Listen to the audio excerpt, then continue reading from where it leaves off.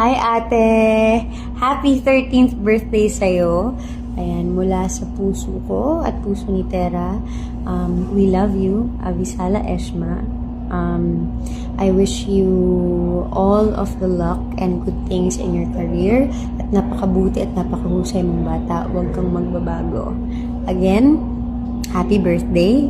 At hindi magbabago na mula ngayon hanggang sa susunod pa natin mga beses na magkakatrabaho, ate na ang tawag ko sa'yo. Happy birthday, Cassie. God bless you.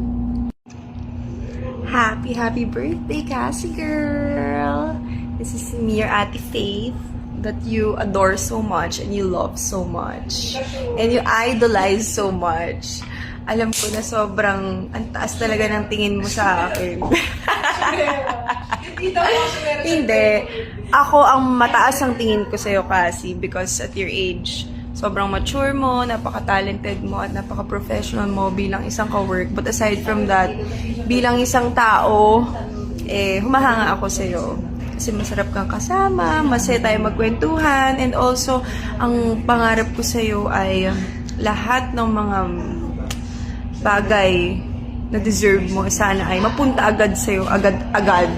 Ganon. And always listen to Mama and Papa. God bless you. And sana, syempre lahat din ng dreams mo ay makamit mo. Love you.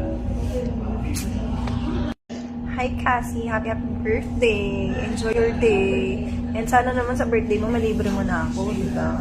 Sabi ko, malibre mo ako eh. Pakabait ka. And always listen to Daddy and Mommy. Good luck sa school. And ayun lang. Love you. Mwah!